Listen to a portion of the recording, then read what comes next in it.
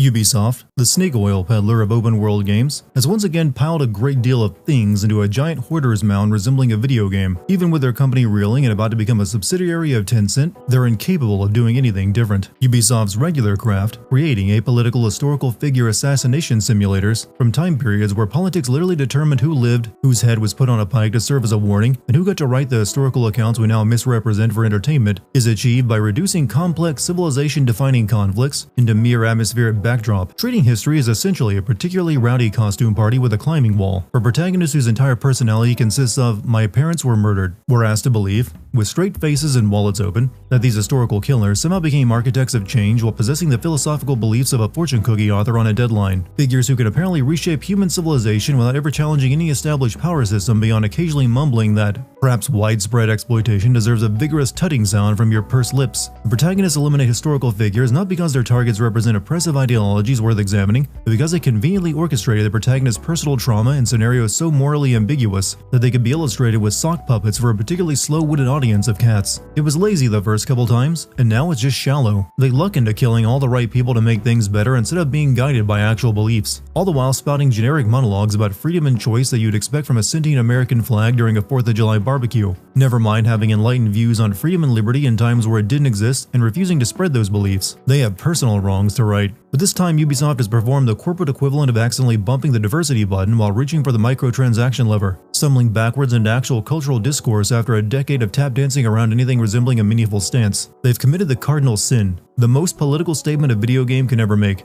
Introducing a woman and a black man as the leads in a setting that fans have requested with the persistence and subtlety of a car alarm since approximately 15 minutes after the first game launched. Japan, a nation not exactly known for producing much black history, and relegates women to catgirls and fan service. Yet the game itself barely acknowledges its own setup for potential meaningful commentary, treating its protagonist identities with all the narrative significance of a weapon skin selection, present in marketing materials but functionally invisible once you're 15 minutes into the game. The character's unique perspectives and experience in a society that would view them as outsiders are explored with all the inside of a tourist leaflet, raising questions that the game immediately sprints away from. Yasuke is as reverent as he possibly can be to Japanese culture, while none of the Japanese bat an eye when the first black man they've ever seen shows up. And Naoi somehow ends up feeling like the modern character who would end up using the animus to learn about Yasuke. Perhaps all the external drama this game has created is Ubisoft compensating for the vestigial modern-day framing device in the series, the Animus, outsourcing modern narrative tension that should exist in the game to Twitter threads and subreddits where everyone discusses whether Ubisoft is woke or not, due to our voyeuristic tour through history's greatest hits, only now with marginally more diverse tour guides, but with the same overpriced gift shop at the end. All of that could have been overlooked if it was even marginally better than the previous few games, but despite giving in and setting the game in Japan, where assassins were a class of people, Assassin's Creed, the same damn game but with more cherry blossoms this time, managed to remain as engaging as shoveling snow out of your driveway to get to work. The combat, dodge red attacks, parry blue, repeat until you remember you paid $70 for this. Stealth, hide in a bush, whistle like a demented bird watcher, then watch as every guard within earshot piles blindly into the shrubbery like they didn't just watch 4 other people get pulled in and never come out, leaving one hell of a surprise for the gardener tomorrow. Side content, grind experience because for some reason your hidden blade stops stabbing people lethally if the enemy is a level or 2 higher than you. Parkour,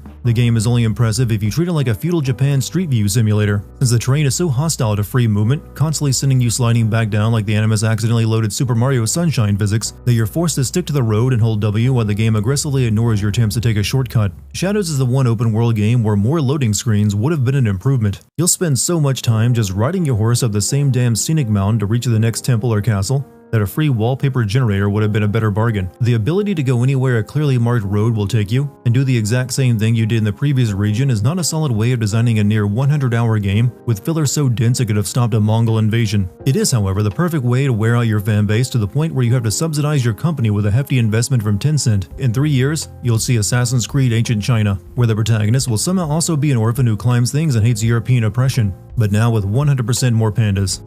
Before you even begin, you're confronted with a choice of playing Kennen mode, where the game will make decisions for you instead of weighing you down with pesky choices. I never saw the point, since there's no real deviating from the path laid out for you. You can spare a few of the more morally gray people forced to work for the villains on your various hit lists, but most of the time, the game would step in and tell me that I'm wrong and do the thing it wants to do anyways. I don't think anyone at Ubisoft even knows what is going on anymore outside of the Animus. It's just this pathetic thing, left hanging onto the bloated and disgusting body of the game like a male anglerfish, used to it at the lips and serving as an organ to perpetuate more games. There's some sort of AI guide that encourages you to play through these events and find aberrations in the simulation. It feels like ChatGPT should be in the credits for this role. It would be so much easier to just focus on the black main character in this game. People have been eating that slop content up on YouTube ever since the damn game was announced. I'd probably double the views by placing an AI-generated image of Yasuke crying hysterically with a red arrow traveling swiftly down the y-axis to symbolize Ubisoft's stock price. But I can't. There's far too many actual complaints I've formed, and I prefer to bitch and moan about those instead. According to Ubisoft, Assassin's Creed Shadows is a return to form, which is odd since I feel like they've described every new Assassin's Creed game as a return to form. Mirage was a return to form. Valhalla was a return to form. We're hearing rumors of a Black Flag remake, which you better believe is a return to form. I'm starting to form the impression that no one at Ubisoft has ever played an Assassin's Creed game before and knows what the form is supposed to be. It's supposed to be easier than this, as simple as the History channel makes it look. You take the Da Vinci Code's understanding of history and pair it with an open-world assassination game where the main character intentionally tries to keep all their historical murdering of politicians apolitical. Then wrap that in the veneer that the entire thing was a modern-day person experiencing a video game, and now they're involved with a conspiracy that stretches back throughout history, which they will be the one to end, until they themselves get replaced by a new protagonist when the next modern-day chosen one shows up a game or two later. But returning to the matter of the actual protagonist, Yasuke ended up being the only character I liked, but not because he's that interesting. He could have been, but his presence is wasted since apparently Japan is the least racist country in history according to Ubisoft. Yasuke rising to the top comes down to how unlikable and off-putting the rest of the cast is. The voice actors are either putting on their most racist Japanese accent in English, or doing their best Yang Ye impression when they can't do that. Has your skin always been this way? Yes, Lord Nobunaga. Yasuke is proven to be a lightning rod of sorts. He was an historical figure at the time, and served under Oda Nobunaga as a sword-bearer. Assassin's Creed reimagines him as a samurai in his service instead. I don't have any issue with him being reimagined in this way and given a bigger role in history, but my concern is the glossing over the xenophobia Yasuke would have experienced as an African man in Japan in a position of respect. Most of the racism directed toward him comes from the few white people in the game. Yeah, that issue would have been uncomfortable to deal with, but when you decide to depict history, ignoring the more uncomfortable parts of it means you aren't depicting history all that well. This memory is fractured. What was left? It trails off into infinitesimally smaller fragments. I'll fast forward you to the next reassembled memory. Wait, you can do that? Just fast forward to the important bits? Why are we wasting so much time playing through every single minute of their memories then?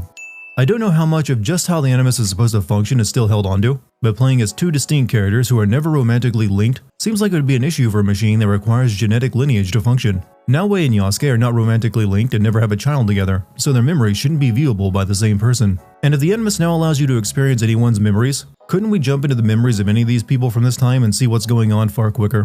While Iga calls its unifier a tyrant, 40,000 of our countrymen ride with me. Is that tyranny? Yes, no tyrant in history ever had an army of followers to wage brutal war upon people. Yasuke is too big for parkour. He's effectively cut off from the one compelling gameplay mechanic this series made famous. So his unique way of making his way around bases is to barrel through locked doors and gut everyone in front of him. It's like playing as Kratos in a more down-to-earth historical setting, but he hasn't been toned down enough to make the fight challenging.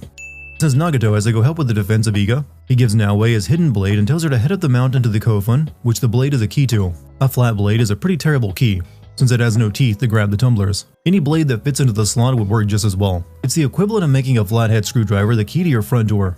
Assassin's Creed Shadows takes a lot of influence from Quentin Tarantino with its music choices, and with this box that you'll never see inside. I never figured out if that's another effect of Yasuke being a character or not, but it's the only thing that ever made sense due to how ill-fitting it all is. Since Naoe got clocked pretty hard in the face, she can't recall what specifically her father told her on the ride to safety. She never even talks about her temporary amnesia. It just becomes a thing at a pivotal moment near the end of the game. I'm more surprised that Nagato rode all the way here from Iga. Tomiko's homestead is in Setsu, which is 2 provinces over from Iga, and he made that ride with an arrow in his lung. Who is behind it? I'm not certain, but you should go to Katano. There's a connection there. The samurai who knocked Naoe out and stole the box also came to Setsu, and is inside a castle just a short ride up the road from Tomiko's.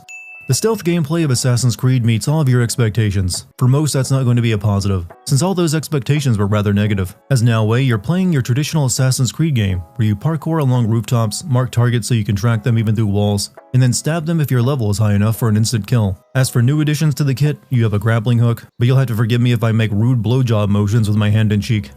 Just because the Shinbakufu wear no masks doesn't mean they'd inconvenience themselves with unnecessary theatrics by all showing up at the same time for what was going to be a simple package handover. This group is made up of daimyo, high-ranking officials, and warlords, so it can't be too easy to align their schedules so they can all wander through the woods at night in their costumes in case the box they were picking up would be stolen. the theft of which they had no knowledge of or where she was headed, but somehow lucked into her on this path.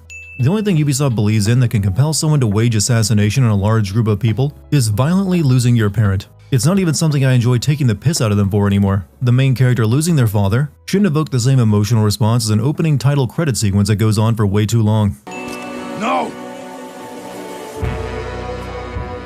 Let them suffer! Let them die in pain! What's the point of someone dying slowly if you're not even going to stay around and watch them suffer? Naoe has now been rescued twice, this time by an old man and a young boy, because a friendly child is exactly what these righteous murderers needed to lighten the mood back at base. I'm more than a little curious how the Animus knows to do a flashback here. After all, it is a machine that allows one to live out extended flashbacks of their ancestors. I just have to wonder why they didn't just start there.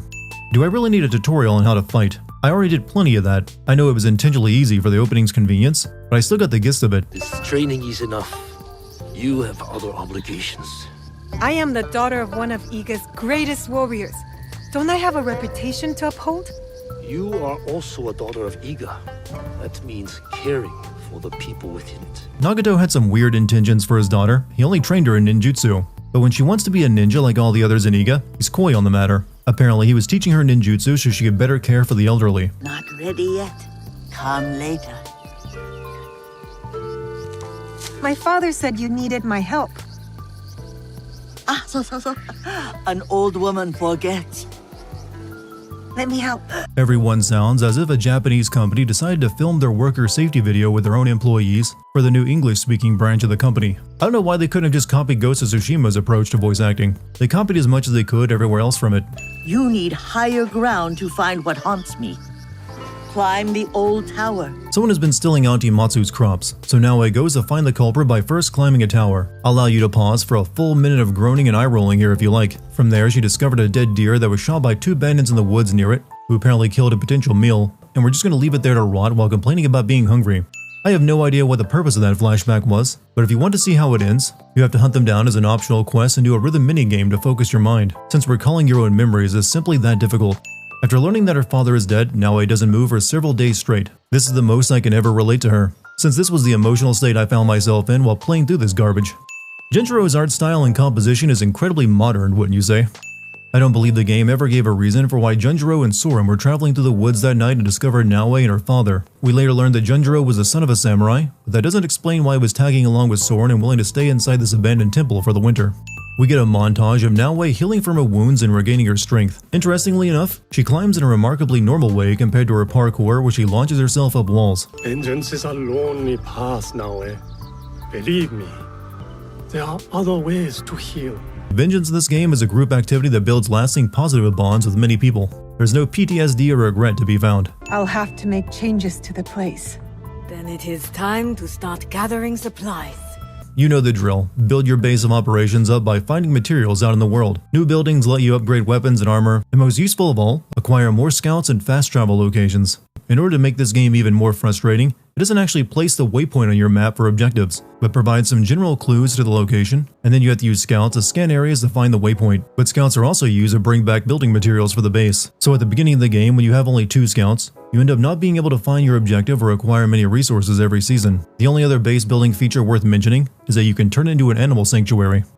Several years go by in this game according to the amount of changing seasons, but the historical events that play out took place in just under a year. Seasons can also change mid-mission. At one point, a cutscene began in the spring and ended in the winter. I knew the cutscenes in these games can feel like they last for months, but I didn't expect on-screen effects to drive the point home. Soren pawns off Junjiro into Naoe's care because children can never have responsible adults in their lives in a video game. The old monk knows Naoe is on a quest for vengeance and will be in danger, and he also knows that Naoe killed Junjiro's father, but he's got a pilgrimage to go on and someone needs to feed this kid.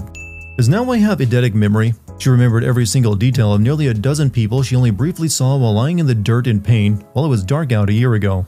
I'm going to start with all of Naoe's flashbacks before moving on to her hit list. To recall her past, you have to go on a series of missions where you practice Kujakiri, the ancient art of rhythm-based minigames. All of the elders tell Naoe to disobey her father and go fight against Nobunaga's forces. Boomers of every age are willing to send the young to die. You wouldn't be able to stab someone like that with a katana while pinned on your back. Your arm and wrist couldn't extend far enough to drive the blade straight into the guy's side all the way to the hilt. That's going to require a lot of force and leverage that you just wouldn't have. Games like to treat ludonarrative dissonance like it's something they can immunize themselves from by acknowledging it once at the start. Naoe gets over her first kill like modern girls get over their first piercing.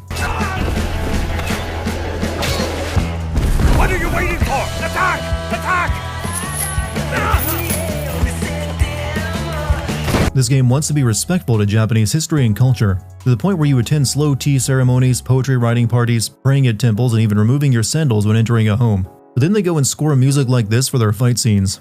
In the next flashback, Naoe is contemplating the horror of being an Assassin's Creed main character after taking her first life, and her father wishes she had been spared having to kill people. And then he trains her to be an even more efficient killer. But first you have to do a tutorial on Kujikiri, which is the thing you had to do to begin this flashback. Are you finished your training? Have you finished your training? Or optionally, are you finished with your training? We lost contact with one of our watchtowers. I want you to check on the Eagans posted there.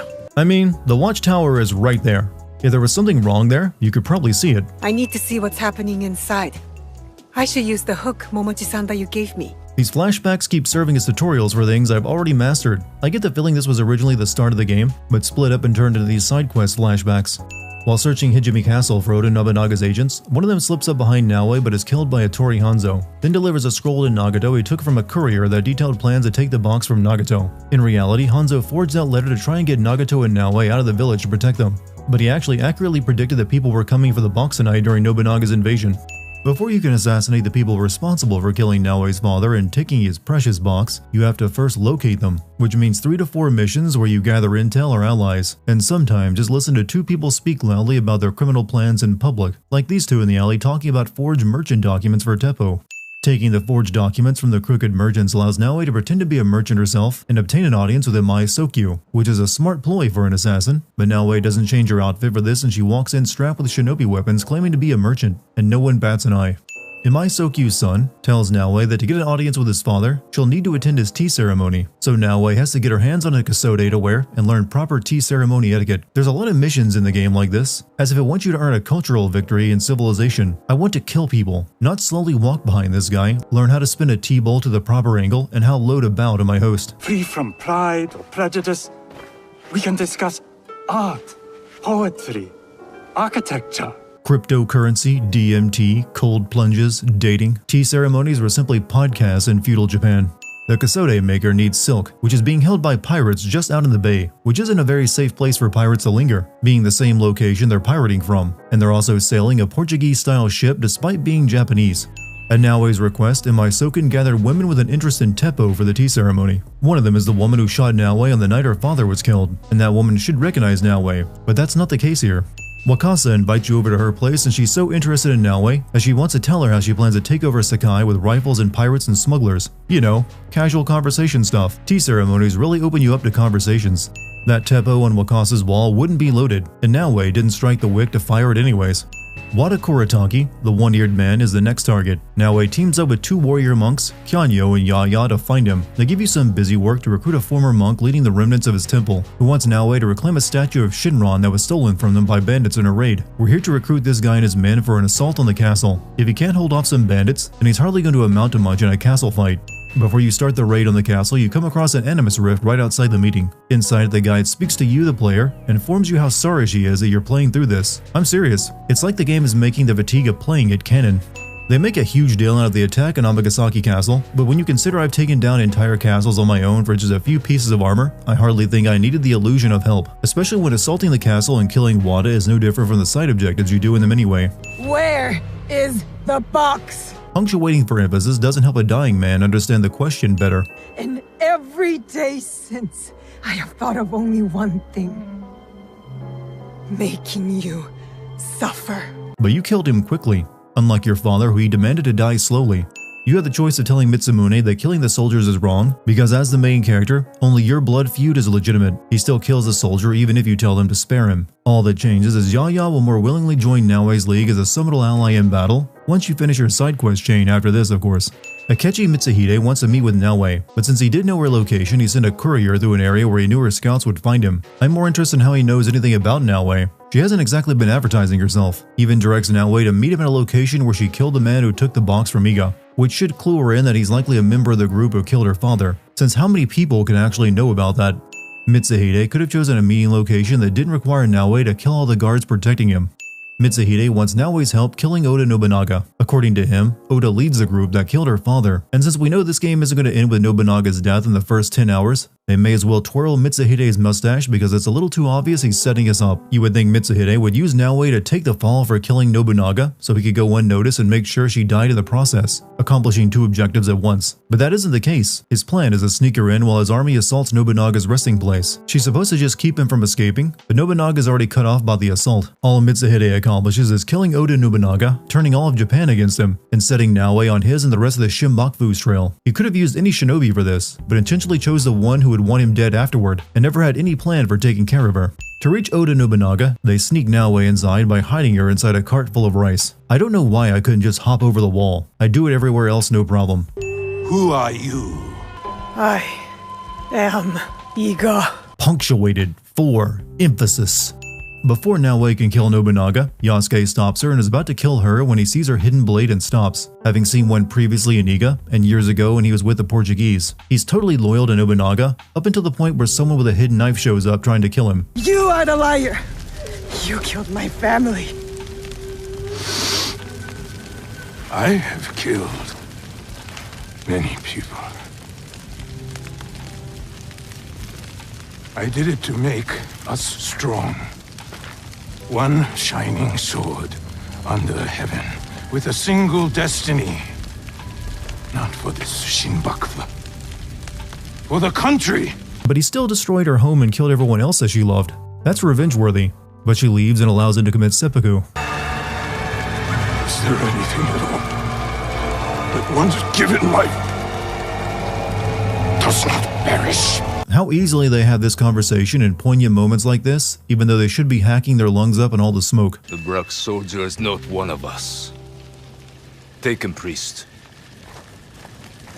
Send him back to wherever he belongs. And this is where Yasuke's part in history actually came to an end, returning to the Jesuits and never being heard from again. But in this game's fiction, he adventures through Japan, meeting all sorts of notable historical people and participating in several history-making battles. And none of that is ever mentioned by history for some reason. It would be awfully hard to miss the huge black samurai in the midst of the most important time period in Japanese history. Lord Mitsuhide has an army. Then you kill them. Kill them all. We will set things right. Mitsuhide only lived for another 13 days after the death of Nobunaga, so either this assassination plot is going to be a speed run, or Ubisoft is ignoring that important detail in order to spread this journey out over several in-game years. Then again, the kid back at base never ages despite the seasons changing. Time has no meaning in this series. Genjiro is missing, and now he finds him inside Kitano Castle burning scrolls. How the hell did a chubby kid who can only draw manage to sneak into a secured castle and burn documents? For a guy that didn't know where to find Naoe earlier, Mitsuhide sure knew where she would be tonight and sent his soldiers to kill her. And Yasuke also knew where Naoe would be tonight. And the only thing he knows about her is that she has a cool knife. If she's this easy to predict, then she must be a terrible ninja. Shoot him! They won't work! It's too wet! Trained soldiers would know that their teppo wouldn't work in the rain. They often carried umbrellas with them for this very reason. The blade on your wrist. I have seen it before. That's why you spared me. At Honnoji. You are a thread in a knot I need to untangle. That's the only thing that stopped Yasuke from killing Naoe, and it's not even a good reason. He knows nothing about the assassins or what they stand for. It's just a weird weapon to him. You're special, samurai. Not for your skin, for your skill. Ubisoft probably saw that differently. A girl from Iga with the same blade. Trust her. Help her. Momochi Sandayu didn't know that Nagato had given Naoe his hidden blade since that only happened tonight during the battle. I'm going to stick your head on an Egan spear. You did just walk away from killing Nobunaga the other night who ordered all of that. Why take that anger out on Yasuke? Genjiro stops Naoe from killing Yasuke by telling her how she killed his father, which means just about everyone in this game has that going on for them. It was a samurai who stole the box from her. This lesson that the people Naoe kills might have children, therefore see her as a monster, only counts as one time and not the hundreds of other times she kills people. Somehow Genjiro knew Naoe was the one who had killed her father simply because she had a bloody weapon on her. He wanted to kill her out of retribution, but then Soren changed his mind with art therapy, and then Soren decided to entrust Genjiro to his father's killer and checked out for a pilgrimage. You know, after Genjiro admitted that you killed his father, who was one of the Shimbakufu, maybe this painting with X's over their faces is kind of insensitive to him. Yasuke returns to Hideyoshi's castle to see Lady Nene in hopes of learning more about the Shinbaku. Upon arrival, he discovers Mitsuhide's soldiers there attacking to try and kill Hideyoshi and Nene. This is the same guy who put together an elaborate plan to kill Nobunaga, but when it comes to dealing with Nobunaga's successor, he just sends a small attack force into his castle, even when Hideyoshi isn't there. Apparently, it took only 1 month of training for Yasuke to become one of the greatest, if not the greatest, swordsmen in Japan. Win the fight, lose the cutscene. Yasuke then gets into a fight with some rival students who are bullying an old woman, where you once again win the fight but lose the cutscene. Lady Oichi, Nobunaga's younger sister, is a lady who has 6'1" preferences in her dating profile, which I believe means Yasuke is the only dateable man in the country for her at this time. The Japanese must be getting awfully fed up of foreigners mastering their ancient combat arts through montages. Yasuke gets to make up for those earlier losing cutscenes by winning one and reclaiming his master's katana. You hated Varignano, that much I could see. But why? Who are these people, really? Speak openly. Do they serve themselves? Or their god? Nobunaga wants to know more about white people, so he sought the opinion of a totally unbiased person, a former slave. We all want to expand. We all want control. But my purpose is not plunder. My armies bring war, yes, but it is so that peace may follow. Oh, when you explain it like that, it makes your slaughtering and subjugation of innocent people totally different from how those Europeans go about doing it. Jesus f***ing Christ, what is this argument? This game really needs to stop arguing politics. Shinobi attempt to assassinate Nobunaga during the shooting, but are stopped by Yasuke. It's not clear which clan they belong to, and they're never expounded upon. But the next thing Nobunaga does is launch an attack on Iga, which set all this in motion. At this point, the game suffers the same issues that plagued the previous 2 Assassin's Creed games, traveling to each region under the illusion you can do it in any order you wish. But in truth, you're locked out of most of them until you're the right level, unless you want to beat your head against a wall as you die in one hit from every enemy, while inflicting about as much damage as a mosquito hitting your windshield. In this first one with the lowest level requirement, you're to kill Mitsuhide's right-hand man and nephew, Sadaoki. His brother wants you to travel to visit an old samurai turned monk to find a way into the castle. And said samurai wants you to kill rogue samurai terrorizing the country before he'll help you, which ends up being an entire secondary list of targets called the Twisted Tree that you have to kill before you can continue. By the end of the game, you have near a dozen lists of people the game thinks you want to kill who have zero development and any reason for you to care. Assassination work shouldn't feel like Excel spreadsheets. This feels like a day at the office. The other quest is to retrieve a letter, the messenger of which was scared off by what he called an Oni, which turns out to be a thief named Ganojo, who took the letter and forces you to fight him to win it back. Strangely, he's the only Japanese character with a decent voice actor who doesn't do the worst accent possible. I heard some rich merchants are passing through villages near here soon. I might go and say hello. I don't think you needed to make your exit with a smoke bomb. Yasuke wasn't going to chase you down.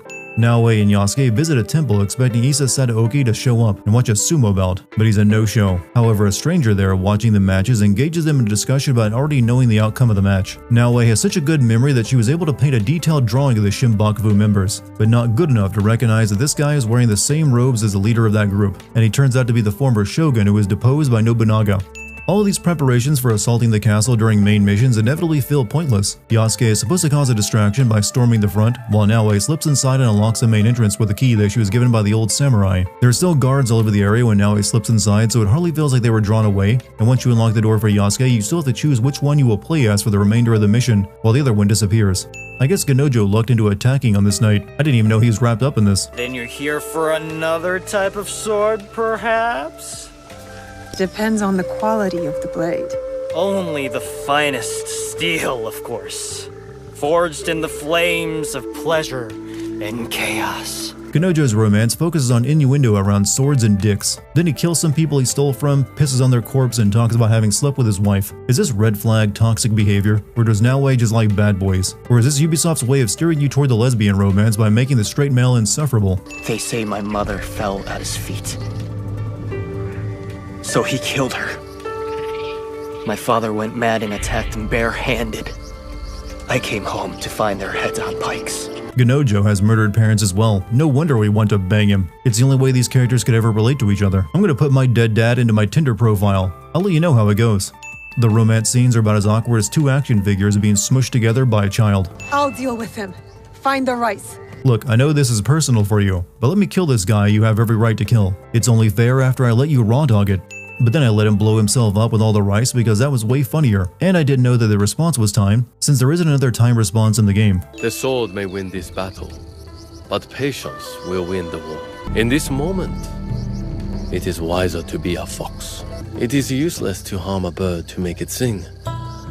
Best to wait for its song. Tokugawa Ieyasu speaks only in wise proverbs. It's an underlying problem with much of the dialogue. It's also beholden to positive Japanese stereotypes that it can never find anyone who can just act normal and not like a scholar giving a lecture.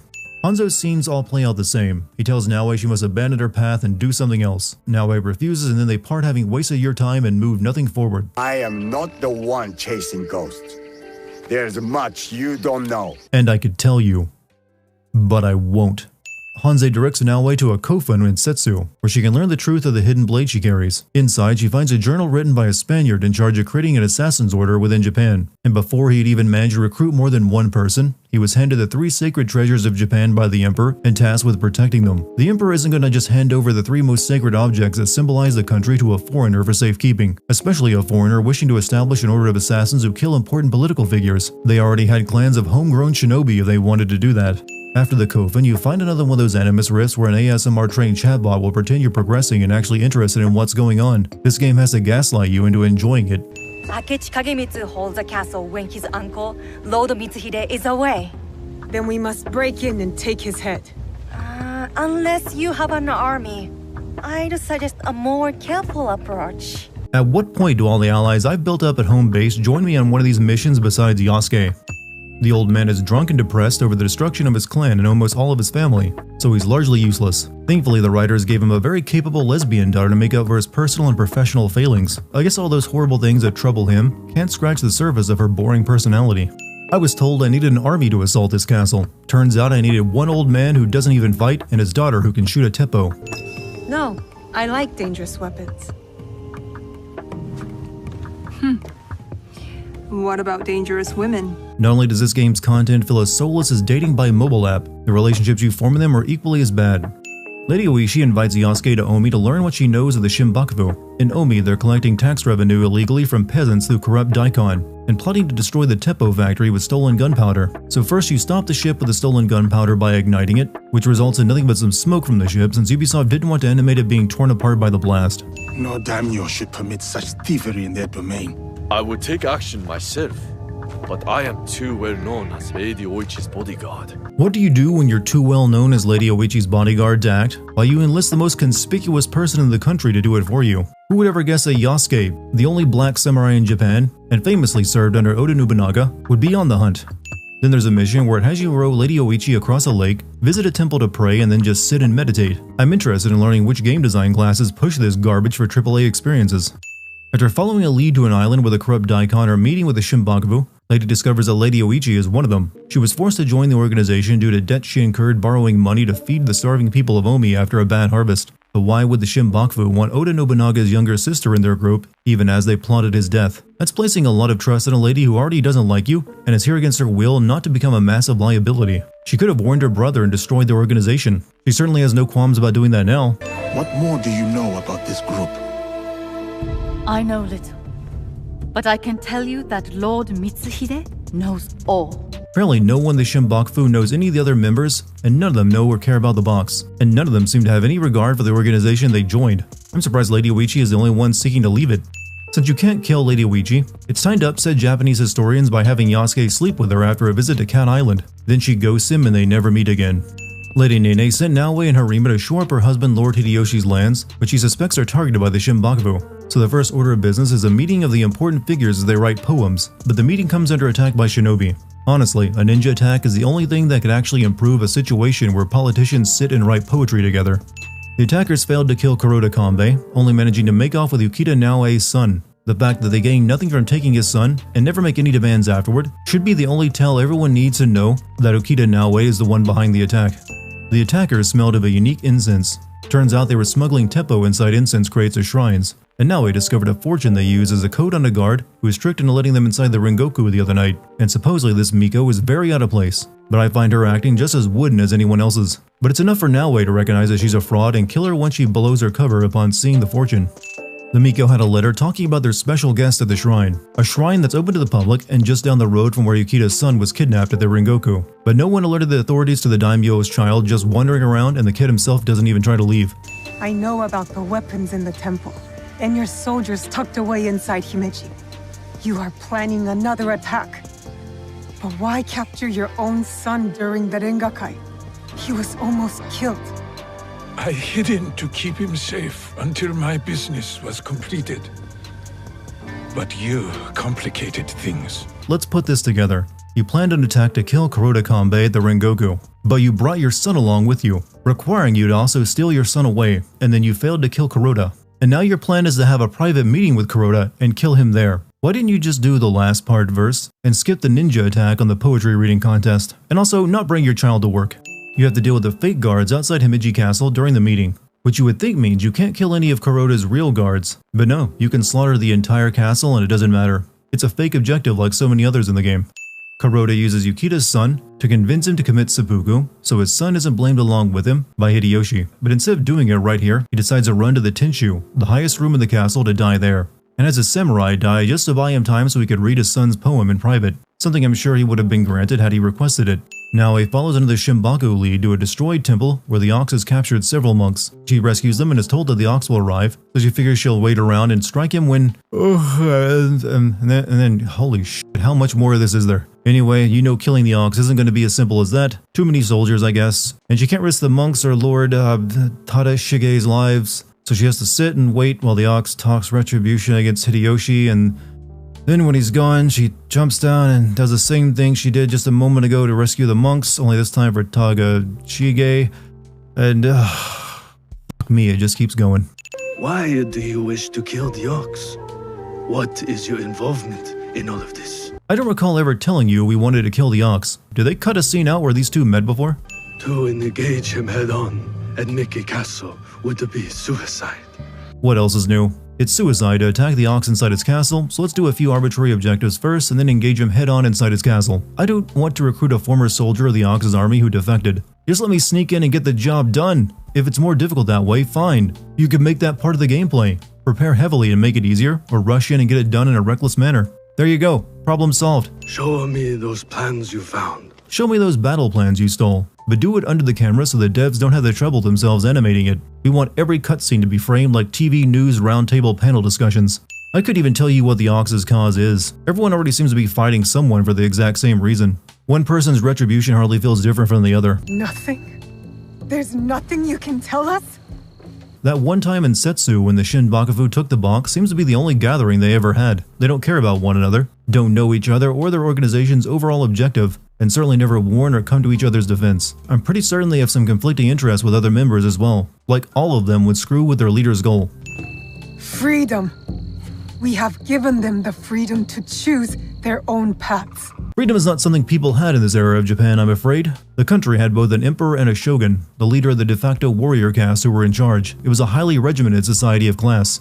In this next era, you start off by praying at 3 shrines and then an actual spirit will guide you through the rest of the mission. His name is Kojiro, and he's the dead son of the former daimyo of this land. He appears and disappears throughout this section. So ghosts are a thing in this series now, and it's treated pretty flippantly. Yamato is troubled by political issues between the daimyo and the Akiyama clan. The leader of the temple is moderating the discussions and invites Yasuke to come to the temple for a tour. Outside, Kojiro appears again, knowing exactly what was discussed, and neither Yasuke or Naoe seem concerned about this stranger following them around and knowing everything they discuss in private. He even tells them what to do, promising they'll taste his wrath if they deviate. There isn't any retribution though. You can do things out of the order he demands and nothing will come of it. Jokin Hokyo, the abbot of this temple, invited Yasuke here for a tour and prayer. But he's also the one behind the problems in Yamato and also planned for bandits to steal the sacred scroll that guides peace negotiations today, while Yasuke and Naoe are here. 2 people he knows are trouble and could disrupt his plan. So why invite them if you weren't planning to dispose of them? He seemed to actually want to give his opponents a tour of the temple. Kojiro appears to tell you where to find the scroll that was just stolen in the attack. Again, Naoe and Yasuke don't question him or his motives. They just follow along and the thieves are just a few steps away from the temple, meaning we hardly needed a Deus Ex Machina to find them. Well, I have noticed a lot of activity over there at the Gokenin no Kanrei's manor. Very suspicious. If it were me, I would pay a visit.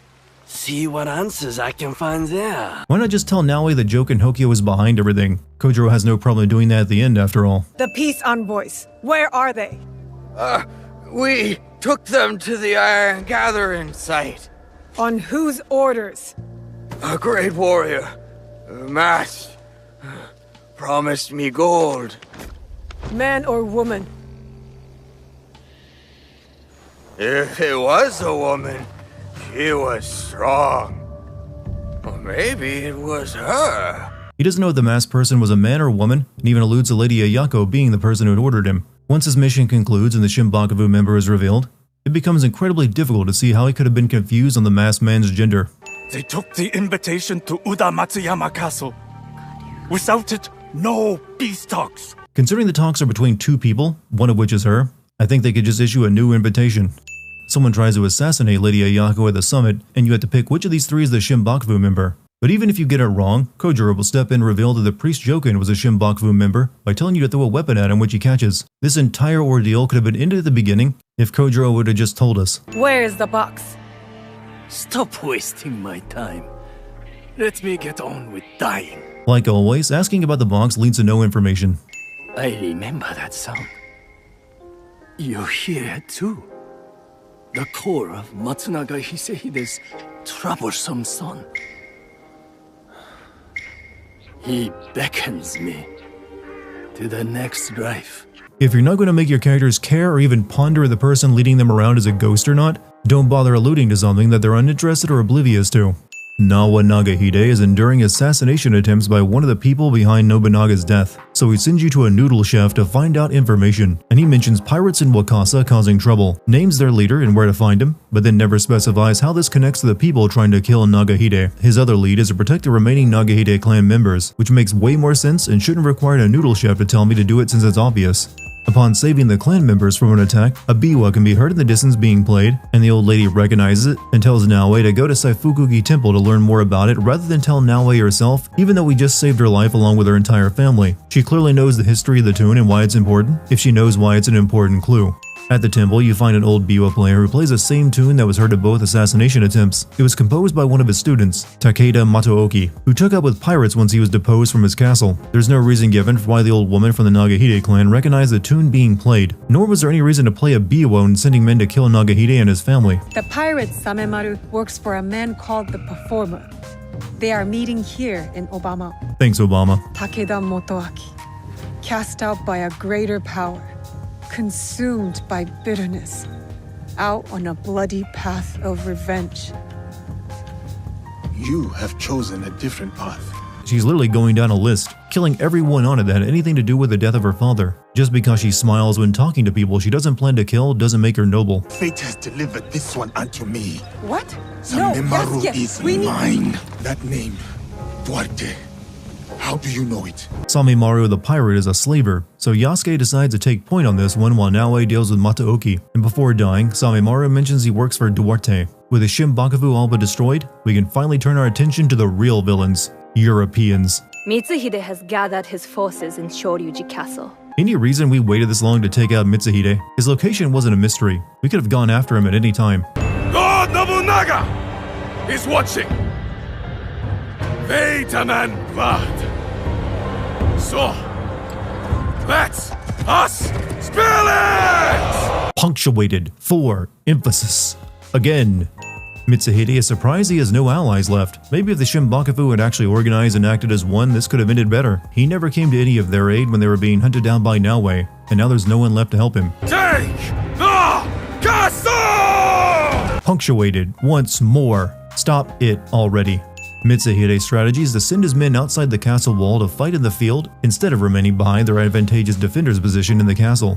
Mitsuhide died less than a month after his betrayal of Nobunaga, and he was killed by a bandit named Chobe in a small town he fled to after the battle. Here Ubisoft tries to get away with the known death of this character by having a group of villagers group up around Mitsuhide's body after being killed by either Naoe or Yasuke. One of the Shinbakufu finally spills info. The Shinbakufu is led by the former shogun that Nobunaga toppled, Ashikaga Yoshiaki, the same man Yaoi and Nasuke met at the sumo match, and he has the box, which contains one of the 3 imperial regalia. But the larger issue is that Mitsuhide and Ashikaga would be unlikely to work together since they both wanted to be shogun. Perhaps you are the greatest of us all. Yasuke is perhaps the greatest samurai in Japan, according to Mitsuhide. Mitsuhide was yelling this during the fight. You never were true samurai. So he changed his mind right quick with an ass whooping, half of which came from Naoe, so it wasn't even a fair fight. The former shogun gives up, having done nothing with the box once he got his hands on it. This was supposed to let him reclaim his rule as shogun, but instead he allowed Naoe to hunt down and kill every member of his organization instead of trying to stop her. Now he has to bargain for his life by tempting Naoe with information on her mother. All of the Shinbaku amounted to nothing. Was it a woman? I neglected to ask. My spies were more taken with how she faded into nothingness. The only person Naoe would have interest in is a woman. So why offer her this information for your life if you're not 100% sure that it's someone important to her? And you just use a female pronoun to describe her. Yasuke can't resist the siren call to kill some white folk, so he relents as well in return for information on Duarte. The Shogun's information leads Naoe to a stone slab in the woods with the Assassin's Brotherhood sigil on it. Not exactly the best way to hide a secret location of killers, but I guess they have location branding codes. Only now does Naoe manage to recall everything her father told her on the ride to Tomiko's after the box was stolen. Nagato told her what was inside the box that night and that Naoe's mother had entrusted him with its protection. Not once in the game did Naoe ever mention that she couldn't remember what her father told her that night. This reveal is plopped down into your lap cold and wet. The other two regalia were stolen from the League by the Shinbaku a few years ago. No massive undertaking was made to retrieve them except by Naoe's mother Tsuyu, who never returned. And not one of them committed seppuku for their incredible failure to the Emperor's trust, and the Emperor didn't seem to care either. But Naoe's mother might also be alive since Nagato would play her favorite song every night, and one night he heard it being played back to him. The same song Naoe has to play to open the vault. Somehow this multi-ton stone slab swings open with no visible mechanism to move it, let alone anything that would register the music notes as a passcode and activate. Naoe would never have the bright idea to play the song to open the chamber since there's no record of such technology at this time, so she would not even consider it as an option. She's never encountered anything sound activated in her life. Hattori Hanzo shows up and places a second box containing another regalia in the cave. He does this for his own redemption, since his jealousy over Tsuyu marrying Nagato led to him betraying the League to lead the Templars to the regalia, where they slaughtered everyone and took them. You can choose to fight Hanzo or work with him to find Naoe's mother. It's not a real choice since you spare Hanzo after the fight and decide to help him find Naoe's mother anyway. All you save yourself is a boss fight that isn't that memorable. Go. I will wait for your message. Wait until the DLC, that way you pay extra for the real ending to this boring story. Back in Obama, Yasuke lights 3 signal fires around the town to lure in the Portuguese, who he kills and then uses their boat to reach a ship carrying Duarte, who's a racist slaver who sold Yasuke to the Jesuits. It's wild how most of the racism is packed into the 2 or 3 white people in this game. Luis, the Jesuit priest who introduced Yasuke to Nobunaga, tells him of the Templars after he learns of them from a letter he took from Duarte's body. He recounts the events of Assassin's Creed 2. You gotta recall the good old days before the series turned into the bad smell you became noseblind to. According to the letter, someone named Kimura Kei is training an army for the Templars in Ki to serve a Nuno Karo, another person responsible for Yasuke's personal tragedy, all of which ended up in Japan. Yasuke tricks his way into the training camp, is identified by Kimura instantly due to his appearance for once, and then fights his way through the Ronin until he challenges Kimura to a duel, which ends up being the toughest fight in the game. The next Templar, the Silver Queen, Yasuke figures can be reasoned with, so he tries to talk her into helping him. Apparently the Templars expected this because she drugs his tea, which is impressive since she prepared that tea right in front of him. The girl from Iga is a bit harder to find. You, not so much. Well, at least someone finally said it, and it had to be the white slaver of all people. The Silver Queen, Lady Tama, is Mitsuhide's daughter and requests to be the one to kill Yasuke, but she actually saves him and requests he kill Nuno Karo and rescue her brother in order to free them. She could have just shot Nuno with a pistol he handed her to do the job with. He turned his back on her after that. You speak as if we know each other personally. We do. Turns out Yasuke also had a dead parent for character motivation this entire time. Nuno Karo killed his mother. I'm not sure why this is treated like a surprising reveal. That's the basic setup for every Assassin's Creed protagonist, secondary character, villain, possibly all the NPCs you get quests from. Nuno shoots Yasuke's mother and was about to kill Yasuke when an assassin, who somehow snuck onto the ship in the middle of the sea during a storm, interrupts them, gets killed herself, and Yasuke jumps overboard and is eventually picked up by the Jesuits and taken to Japan. These guns don't work when exposed to rain unless protected by an umbrella to keep them dry, but here they fire reliably twice. We have the regalia already. I was sent here because no one else in my organization cared enough. And look what I accomplished. Look around you, Diogo. Everything you see here is mine. It's land, it's resources, it's people. Is it? You have nothing. The development for this final villain is little more than he's a white European who's deluded himself into believing he's taken over Japan. Rather than flee, Nuno Karo goes to the top of the castle, which is where everyone goes for a final showdown in this game. They had one idea for how to do this and they stuck with it. What is this all about?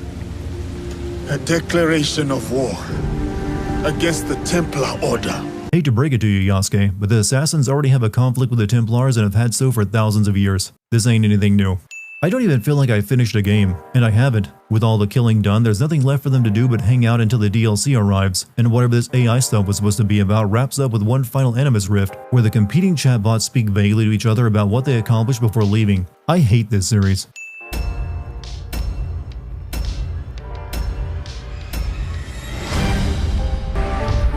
Did ancient aliens really help to shape our history?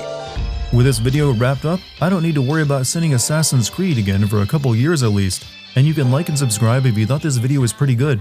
Maybe you'd like to watch more of them. I don't know, there's reasons.